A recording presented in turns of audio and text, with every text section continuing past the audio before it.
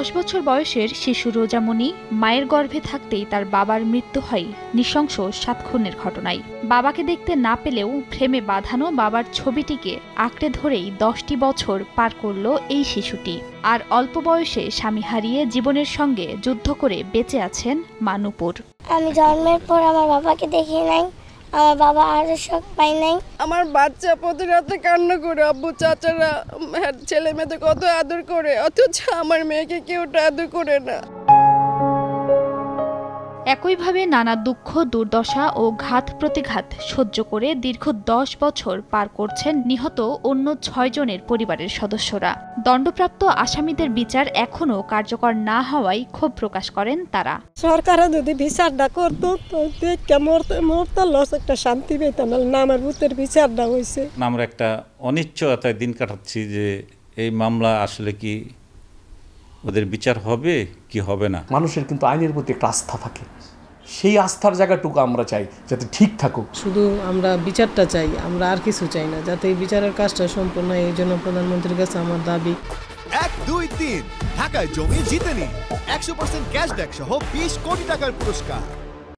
2014 সালের 27 April Dhaka Narayanganj link রোডের ভুইগড় এলাকা থেকে একসঙ্গে অপহৃত হন সিটি কর্পোরেশনের প্যানেল মেয়র নজরুল ইসলাম, তার 3 বন্ধু মনিরুজ্জামান স্বপন, তাজুল ইসলাম, লিটন, নজরুলের গাড়ি চালক জাহাঙ্গীর আলম, জেলা আদালতের সিনিয়র আইনজীবী চন্দন কুমার সরকার ও তার গাড়ি চালক ইব্রাহিম।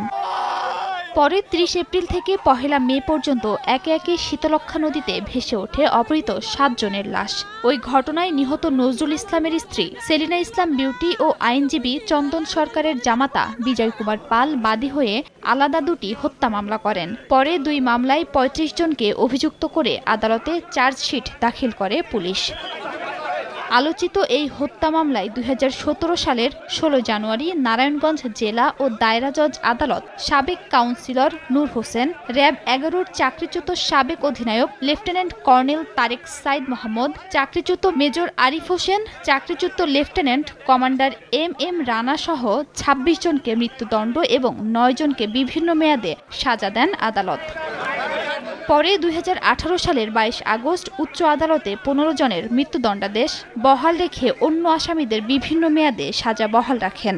2018 সালের নভেম্বরে হাইকোর্টের পূর্ণাঙ্গ রায় প্রকাশিত হয়। এরপর 2019 সালে র‍্যাবের সাবেক কর্মকর্তা তারেক সাইদ মোহাম্মদ, আরিফ হোসেন, মাসুদ রানা, সাবেক কাউন্সিলর ও আওয়ামী লীগের বহিষ্কৃত নেতা নূর হোসেন সহ দণ্ডিত আসামিরা আলাদাভাবে আপিল করেন।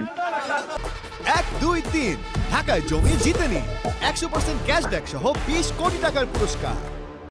তবে আসামিরা প্রভাবশালী হওয়ায় আপিল বিভাগের চূড়ান্ত নিষ্পত্তির শুনানি এখনো হচ্ছে না বলে অভিযোগ বাদীপক্ষের আইনজীবীর। এই হত্যাকাণ্ডটাকে যাতে বিচার না হয় এবং রহস্য উদ্ঘাটিত না হয় সেই চেষ্টা কিন্তু হয়েছে। মামলাটি বর্তমানে আপিল ডিভিশনে শুনানির অপেক্ষায় আছে। যে রায় হয়েছে সেই রায়টা দ্রুত আপনার কার্যকর হোক। নারায়ণগঞ্জের আলোচিত 7 খুন মামলায় সাজাপ্রাপ্ত আসামিদের মধ্যে 23 জন আসামি কারাগারে এবং 12 জন আসামি এখনও পলাতক রয়েছেন। সময় সংবাদ, নারায়ণগঞ্জ।